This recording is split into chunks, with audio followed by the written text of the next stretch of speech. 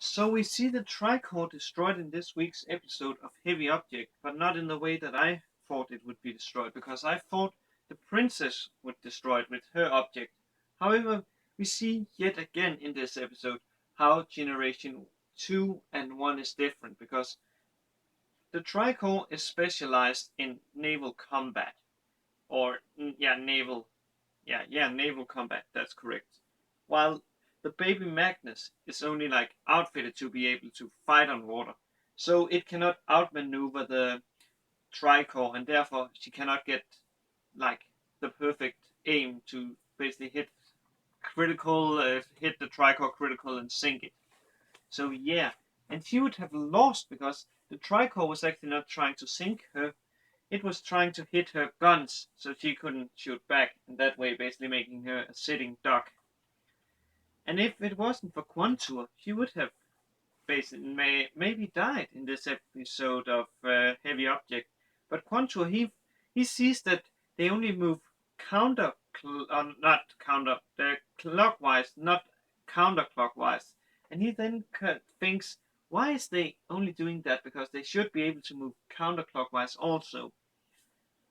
And the reason for that is that they, as you recall in the previous episode, ram basically through the minefield, and those mines has been tangled around the shark fins, which is used to basically ensure that the what's it called the trico isn't like flipping over or basically bending in on itself, basically like yeah, at the speed it moves. So Quantur even thought he had already like been pulled out, he decides to jump into the water and use a machine to swim down and get onto one of the shark fins, and then basically put CO2 on all those mines. And here again is another thing that I actually thought would be used, because I thought the mines would be used to destroy the shark fin.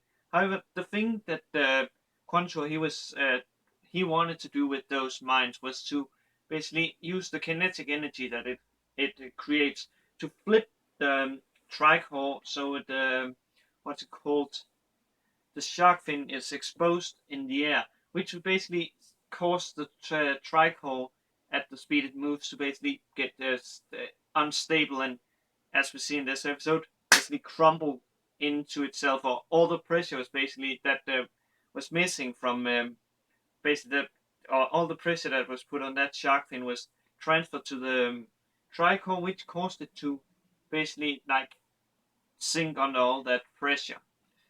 However, one thing that I didn't think about was that when it sinks and like explode, it causes like some overpressure, which caused a tidal wave to appear. And if it wasn't because the princess saved our main character with one of her guns, she would he would have died, or drowned.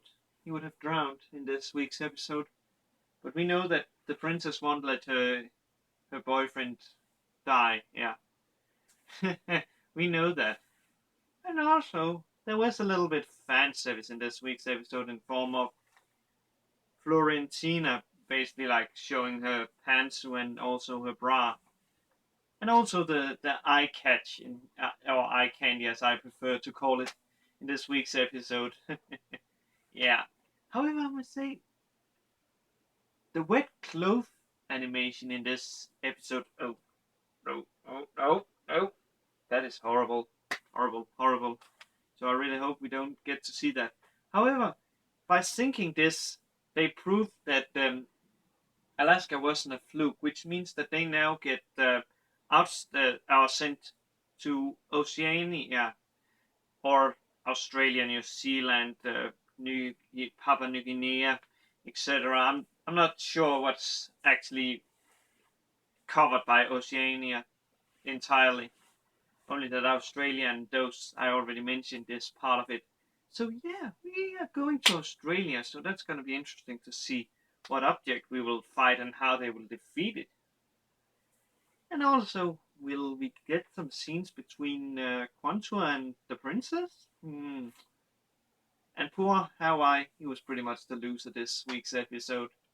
Oh man, he is so So, oh man, I feel sad for him. Oh well, he get at least stomped on in the end. Or at least that's what Frolaytia promised to do when they get back. So yeah, guys, have a good day, good night, wherever you are, and I will see you later. Cheers, guys.